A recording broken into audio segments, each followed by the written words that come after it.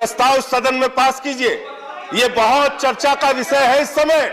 सारे सांसद, मैं तैयार हूं 5-5 करोड़ की अपनी निधि, 1 साल की पूरी निधि कश्मीरी पंडितों के पुनर्वास के लिए दीजिए। मैं तैयार हूं आम आदमी पार्टी की ओर से यह प्रस्ताव ला रहा हूं आपके बीच में। रामचरितमानस की सारी लाइनों को आप पढ़े ना पढ़े, उसके विस्तार में जाए ना जाए, सिर्फ एक लाइन पे अगर अपना पूरा जीवन हम बिता दें तो हम समझते हैं कि हमारा जीवन धन्य हो जाएगा। सब नर करहि परस्पर प्रीति, आपस में प्यार से हम रहें, यह हमारा रामचरितमानस संदेश देता है। हमारा हिंदू धर्म वसुदेव कुटुंबकम की बात करता है। लेकिन आजादी के 75 साल के बाद हम कहां खड़े हैं? आजादी के 75 साल के बाद हम किसी के कपड़े पर सवाल उठाते हैं, हम किसी की भाषा पे सवाल उठाते हैं, हम किसी की जाति पे सवाल उठाते हैं, हम किसी के धर्म पर सवाल उठाते हैं। क्या ऐसे भारत आगे बढ़ सकता है मान्यवर? हमारे सत्ता पक्ष के कोई भी मित्र किसी को भी देशद्रोही बोल देते हैं। अपने प्रस्ताव में मैं तो मांग कर रहा हूं आज इस सरकार से कि वो जो फिल्म कश्मीर फाइल्स है, उस फिल्म को YouTube के जरिए पूरे हिंदुस्तान में फ्री कीजिए। पूरे देश का एक एक नागरिक उस फिल्म को देखे। लीजिए, हमारी पीड़ा तो सुन लीजिए। कश्मीरी पंडितों के लिए आपने कुछ नहीं किया, मैंने मान लिया, सुन तो लीजिए हमारी पीड़ा। आपने कुछ देखे कश्मीरी पंडितों पे भी समस्या? सर, कश्मीरी पंडितों की पीड़ा नहीं सुनना चाहते।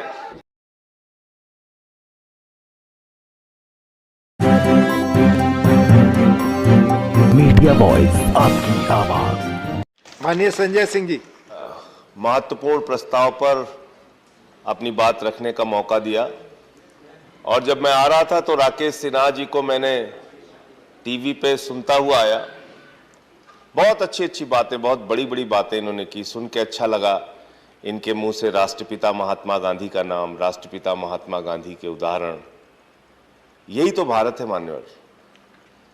आज आजादी के 75 साल के बाद भी हम उस राष्ट्रपिता महात्मा गांधी की बात कर रहे हैं, उनके विचारों की बात कर रहे हैं, जिससे पूरे दुनिया में भारत की पहचान बनी। आप अमेरिका चले जाइए, आप रूस चले जाइए, आप लंदन चले जाइए, आप कनाडा चले जाइए, ऑस्ट्रेलिया चले जाइए, न्यूजीलैंड चले जाइए, वहां लोगों से आप कहिए कि हम भारत से आए हैं, वो भारत के प्रधानमंत्री का नाम शायद बाद में लेंगे, वो भारत के किसी पूर्व प्रधानमंत्री का नाम भी शायद बाद में लेंगे। वो सबसे पहले कहते हैं आप गांधी के देश से आए। गांधी जिसका मतलब अहिंसा, गांधी जिसका मतलब एकता, गांधी जिसका मतलब भाईचारा, गांधी जिसका मतलब प्रेम, गांधी जिसका मतलब सामंजस्य से समाज को लेकर आगे चलना, उस गांधी से पूरी दुनिया में हमारी पहचान बनी मान्यवर। और आज इतिहास के तथ्यों की पड़ताल अगर हो रही है तो मैं आपसे कहना चाहता हूं मान्यवर, आजादी के आंदोलन में बहुत से लोगों ने राष्ट्रपिता महात्मा गांधी का साथ दिया, बहुत से लोगों ने नहीं दिया। आजादी के आंदोलन में मान्यवर अलग अलग विचारधारा, अलग अलग मान्यता, अलग अलग धर्म, अलग अलग जाति के लोगों ने एक लक्ष्य बनाया कि नहीं, भारत को आजाद कराना है अंग्रेजों से। और उस एक उद्देश्य को लेकर भारत माता की आजादी के लिए सभी अलग अलग मान्यताओं, धर्मों, जातियों के लोगों ने आजादी के आंदोलन में, बापू के नेतृत्व में देश की आजादी के आंदोलन में हिस्सा लिया मान्यवर, और देश को आजाद कराया। लेकिन मैं इसके साथ यह भी जोड़ना चाहता हूं कि जिस विचारधारा के लोगों ने गांधी का साथ नहीं दिया, जिस विचारधारा के लोगों ने अंग्रेजों की मुखबिरी की मान्यवर, जिस विचारधारा के लोगों ने आजादी के आंदोलन को धोखा दिया, उसको भी गांधी ने कभी गद्दार नहीं कहा, कभी देशद्रोही नहीं कहा। आज हम एक ऐसे समाज में रह रहे हैं जहां फिर से आवश्यकता है उन गांधी की विचारधारा को स्थापित करने की। भारत में उस महान साबरमती के संत के सोच को स्थापित करने की। कैसे अचानक हमारे सत्ता पक्ष के कोई भी मित्र किसी को भी देशद्रोही बोल देते हैं, किसी को भी टीवी चैनल पे बैठ के गद्दार बोल देते हैं, किसी को भी भारत के टुकड़े कहने वाला बोल देते हैं। आपको पता है इन बातों से किसी के मन को कितनी तकलीफ, कितना कष्ट पहुंचता है? भारत पूरी दुनिया में जिस हिंदू धर्म की चर्चा स्वामी विवेकानंद ने की और उनके शिकागो के भाषण को अगर उठा के आप पढ़ेंगे तो उन्होंने हिंदू धर्म में अपनी आस्था का सबसे बड़ा कारण सहिष्णुता को बताया। सबसे बड़ा कारण सभी धर्मों और जातियों को एक साथ लेकर चलने को बताया। वसुदेव कुटुंबकम की हमारी विचारधारा को बताया।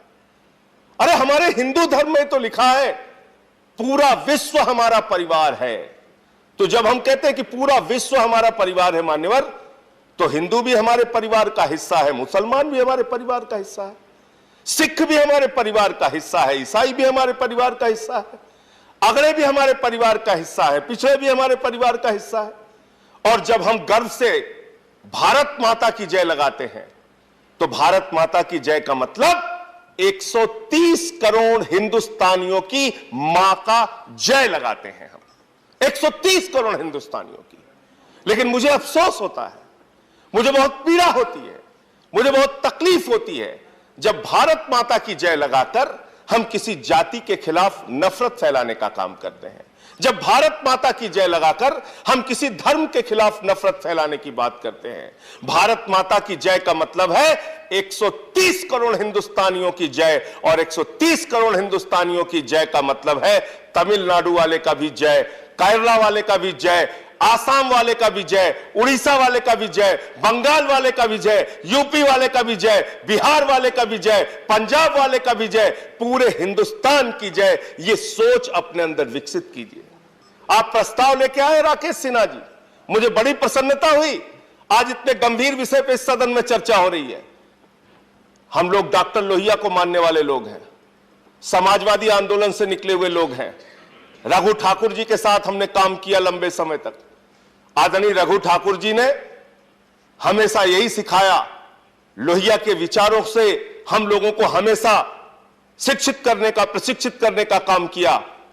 और वो बताते थे कि किस तरह से किसी धर्म विशेष में आस्था न होने के बावजूद वो कोई हिंदू धर्म की मान्यताओं को मानते हो, पूजा करते हो, अर्चना करते हो, ना करते हो, लेकिन वो डॉक्टर राम मनोहर लोहिया रामायण मेला का आयोजन करते थे, जिसमें रामायण की अच्छी बातों का, अच्छे संदेशों का लोगों के बीच में प्रचार प्रसार हो और अपने जीवन में कैसे बदलाव हो। अगर हम रामचरितमानस की चर्चा करते हैं मान्यवर, उसकी एक लाइन पे अगर हम अपना पूरा जीवन बिता दें, रामचरितमानस की सारी लाइनों को आप पढ़े ना पढ़े, उसके विस्तार में जाए ना जाए, सिर्फ एक लाइन पे अगर अपना पूरा जीवन हम बिता दें तो हम समझते हैं कि हमारा जीवन धन्य हो जाएगा। सब नर करहि परस्पर प्रीति, आपस में प्यार से हम रहें, यह हमारा रामचरितमानस संदेश देता है। हमारा हिंदू धर्म वसुदेव कुटुंबकम की बात करता है। लेकिन आजादी के 75 साल के बाद हम कहां खड़े हैं? आजादी के 75 साल के बाद हम किसी के कपड़े पर सवाल उठाते हैं, हम किसी की भाषा पे सवाल उठाते हैं, हम किसी की जाति पे सवाल उठाते हैं, हम किसी के धर्म पर सवाल उठाते हैं। क्या ऐसे भारत आगे बढ़ सकता है मान्यवर? क्या ऐसे इस देश का विकास हो सकता है? क्या ऐसे वसुदेव कुटुंबकम की विचारधारा पूरी दुनिया में फैल सकती है? नहीं।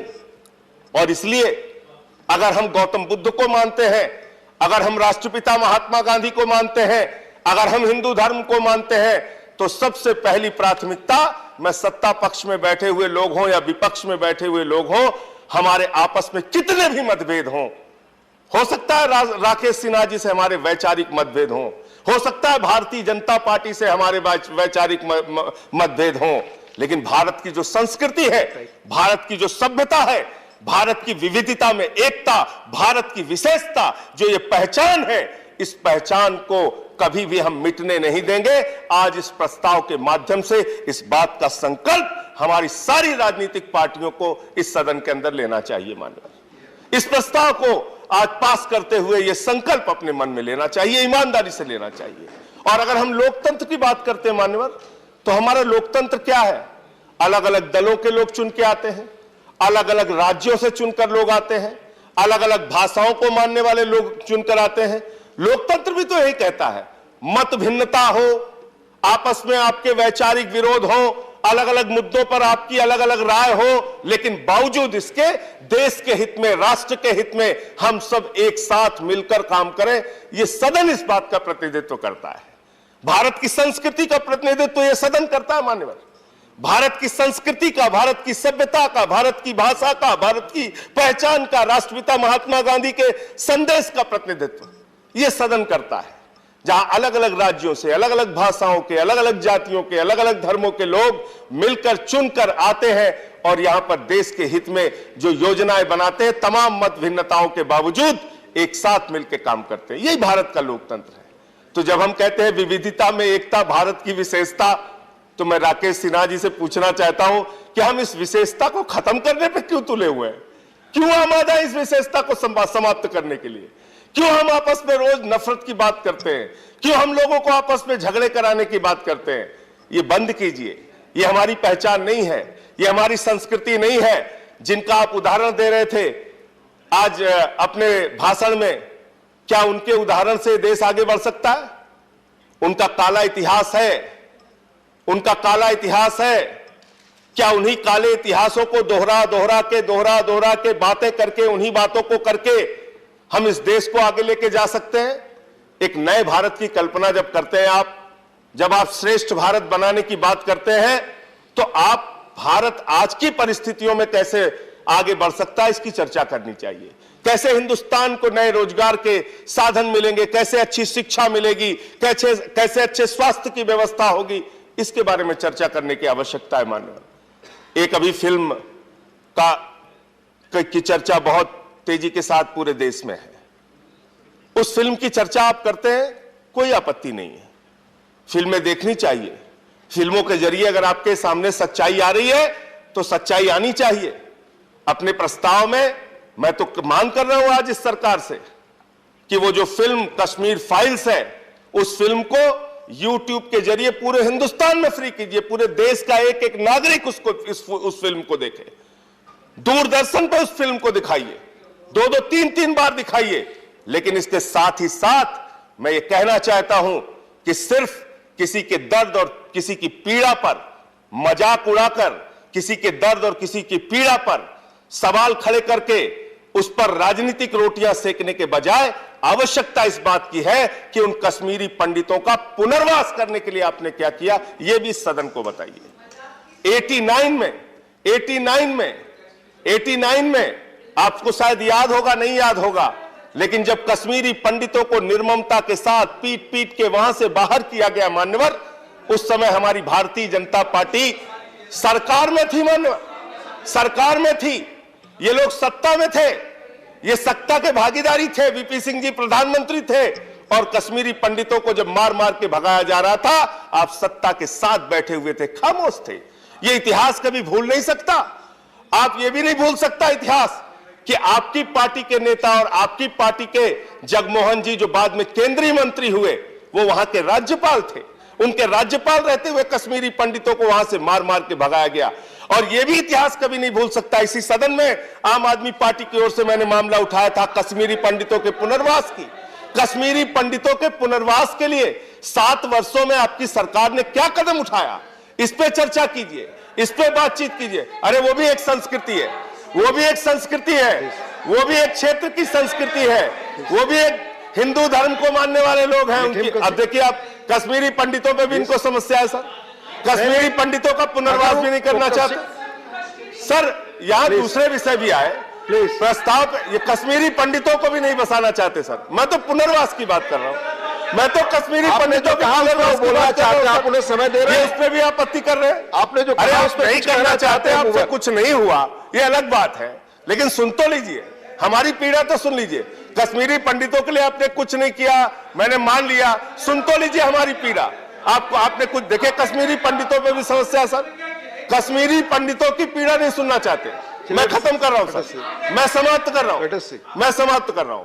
मैं सर ये कह रहा हूं, एक प्रस्ताव सदन में पास कीजिए, ये बहुत चर्चा का विषय है इस समय। सारे सांसद, मैं तैयार हूं 5-5 करोड़ की अपनी निधि, 1 साल की पूरी निधि कश्मीरी पंडितों के पुनर्वास के लिए दीजिए। मैं तैयार हूं, आम आदमी पार्टी की ओर से यह प्रस्ताव ला रहा हूं आपके बीच में। ठीक, बहुत बहुत धन्यवाद। धन्यवाद। क्या माननीय राकेश जी? मैं जिस विषय को लाए 364 दिन तो हम राजनीतिक भाषण करते हैं। मैं सभा से उम्मीद करता हूं कि भारत की ज्ञान परंपरा और औपनिवेशिक वैचारिक औपनिवेशिक दास्ता से मुक्ति पर हम बहस करें। मैं चाहता तो मैं भी 40 मिनट राजनीतिक पार्टियों को, कांग्रेस सहित सभी पार्टियों को कटघरे में खड़ा कर सकता था, लेकिन ऐसे गंभीर विषय पर यदि राज्यसभा बहस नहीं करेगी और ऐसे विषय का संदेश यदि बाहर जाएगा कि हम अपने 10,000 साल के इतिहास में जो प्रगतिशील चीज़ें हैं उसको लाकर भारत की सभ्यताई पहचान को पुनर्स्थापित करने का एक यज्ञ शुरू कर रहे हैं, जिसमें जाति, धर्म, संप्रदाय, भाषा, क्षेत्र की संकीर्णताओं को हम मिटाते हुए करना चाह रहे हैं, उस समय यदि राजनीतिक भाषण होगा तो संभवतः यह विषय को दिग्भ्रमित करेगा और बाहर बैठे हुए लोग, हजारों लोग जो इस विषय, आज मुझे लगता है लाखों लोग इस विमर्श को देख रहे हैं। विमर्श की भिन्नता हो सकती है, मत भिन्नता हो सकती है, लेकिन जिस मत भिन्नता के आधार पर हम समकालीन राजनीति को उसमें उलझना चाहते हैं तो निश्चित रूप से उसकी प्रतिक्रिया होगी। जब सरकार आप ऐसी बातें करेंगे जो कि समकालीन राजनीति की हैं, मैं समकालीन राजनीति से हटकर बातें करना चाहता था। मैं सदन से उम्मीद करता हूं, अगर सदन से उम्मीद करता हूं कि हम विषय से जितना मतांतर हो, लेकिन वह मतांतर को इस प्रकार प्रकट ना करें कि समकालीन राजनीति की तत्वों को लाकर एक बड़े विषय को, एक महान विषय को, केसी भट्टाचार्य और महात्मा गांधी, दीनदयाल उपाध्याय, रामन और लोहिया की जिसकी कल्पना की थी, उसको भटकाकर आप अरविंद केजरीवाल के डायरी में यदि सिमटेंगे तो संभवतः बहस दिग्भ्रमित होगा वो, और फिर टुकड़े टुकड़े ज्ञान करने वाले लोग ऐसे विमर्श को भटकाने की कोशिश करेंगे। धन्यवाद। माननीय